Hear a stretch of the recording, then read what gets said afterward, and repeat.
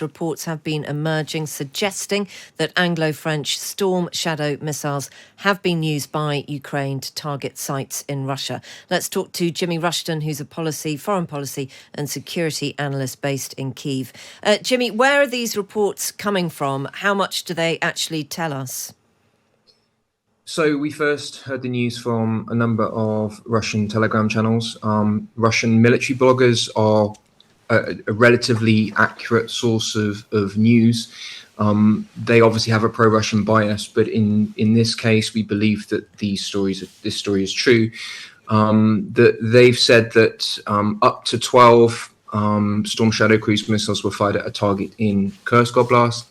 And they also showed some debris recovered from the alleged strikes, which is clearly from a Storm Shadow cruise missile. Should we still be quite wary, though, about actual confirmation of this? I would always say it's a good idea to take any news from Russian sources, even from the military bloggers, which are generally far more reliable than the actual Russian government, with a pinch of salt for sure.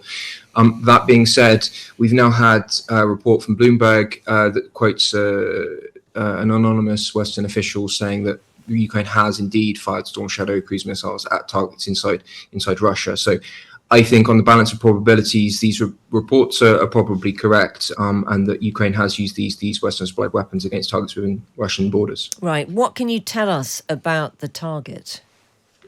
So it's interesting when I heard about this news, I looked on satellite imagery to see if I could find a target in the actual area.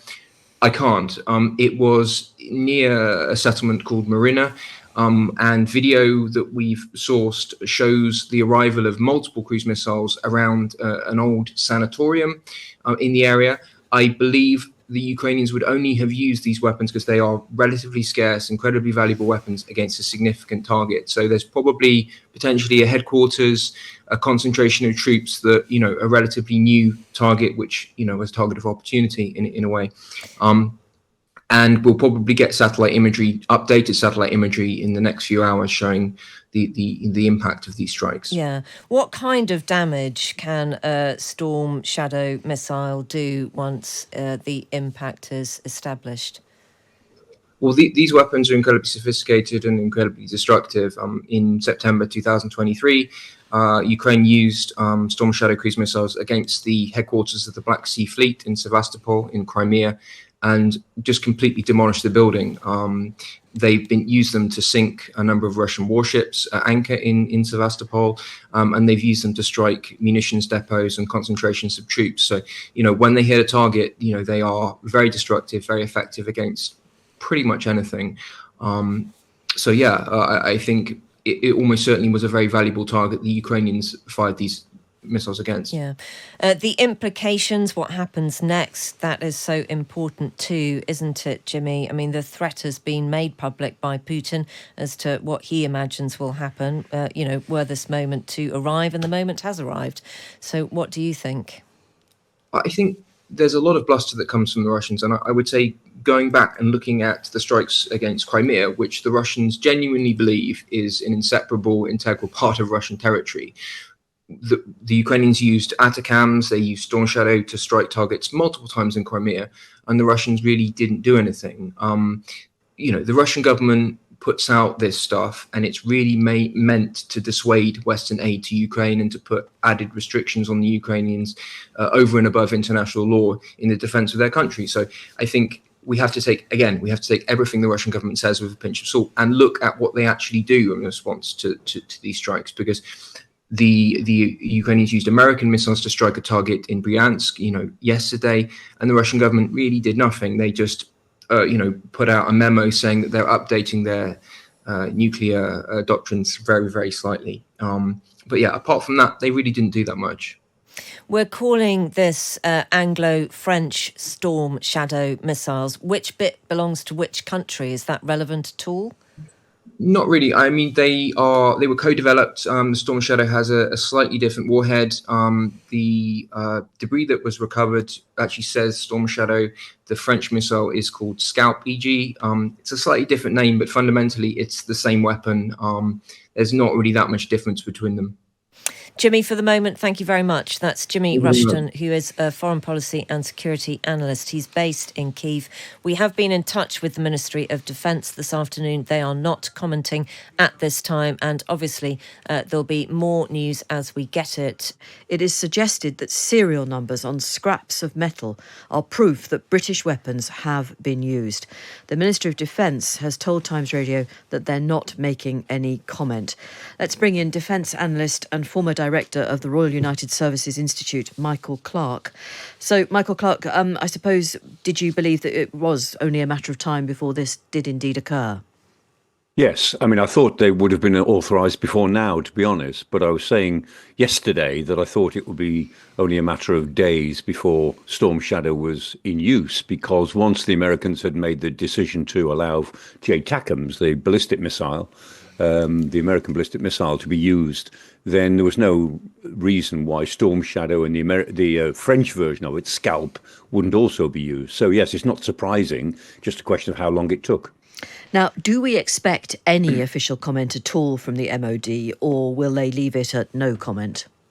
I'm sure it's no comment for a little while, but they will have to comment at some point, because I think these reports of a number of Storm Shadows being used are entirely credible. I mean, we don't know if they're true or not, but I'd be surprised if they weren't.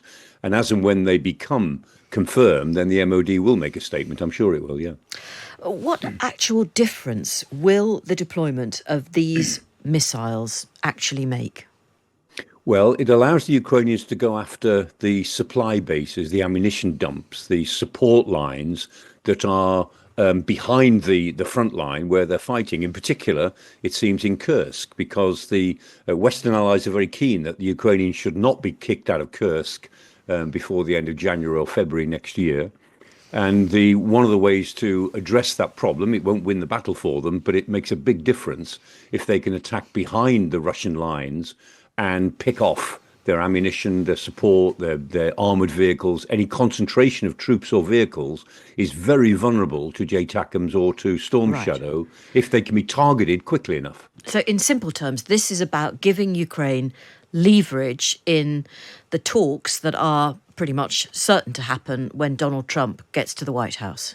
Part of that, yes. And to help Ukraine try to at least reverse the tide a little bit, because it's been losing gradually, losing more territory, very slowly, but it's still losing. So these will help to turn that tide and may even have some effect on pushing Russian forces back, depending on where they're used and how many are used. What do you make of what's been going on today? The intelligence that the Americans reported about a potential, a pretty horrendous sounding attack that was heading the way of the American embassy in Kyiv. It hasn't happened, but why do you think the Russians wanted them to think that it might? Oh, I think the Russians want to show that the ATACMS decision must have consequences. I mean, in reality, there's not much they can do about it, because they're doing their worst already in Ukraine. If they could make the war any more intense in Ukraine, they certainly would. So there's not much they can do, but they want to show that America's ATACMS decision somehow is a blunder, and that the consequences will be even worse. And I mean, that would fit the pattern. We don't know, but it would fit the pattern of threatening the American embassy, which is to say, well, you know, you're in this war with both feet now, so your embassy is a target. That seems to have been the message, if this story turns out to be confirmed. But it could be a form of psychological warfare, presumably. Yes, I mean, Putin lives his life in psychological warfare. I mean, they always say he's not a chess player. He's not clever enough to be a chess player, but he's a very good poker player. He's very good at discerning the weaknesses of his adversaries, and then he just plays on those weaknesses again and again and again. And he thinks that one of the weaknesses in the West, is that our publics and our politicians get very frightened quite quickly.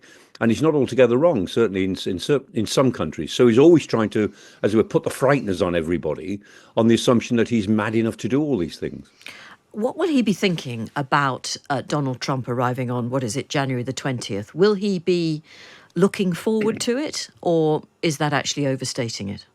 I'm sure he sees it as a great potential opportunity, but I think people around him will be careful that he doesn't overplay his hand, Because if it looks as if Donald Trump is just rolling over in front of naked dictatorship, then history will judge him. And people around Donald Trump will be saying to him, boss, don't look as if you're just rolling over because you actually happen to like Putin and you don't really care about Ukrainians, you don't care about Europe. We get that. But look at the judgment of history. If it looks as if you've been completely turned inside out by this nasty little man, history will judge you very harshly. Well, so Trump will be careful. He will be careful in what he offers, and Putin must be careful in what he thinks he can concede. Who are the wise people around President-elect Trump who will make that case? You tell me. You tell me. We'll see. We'll see. Yes, I was hoping you'd offer me reassurance there, Michael, but you did. Well, some people have said it's like the bar scene in Star Wars. They'll all come into the cabinet room and it'll look like the bar scene in Star Wars. Oh, God. Thank you very much. That's defence analyst Michael Clarke, former director of the Royal United Services Institute.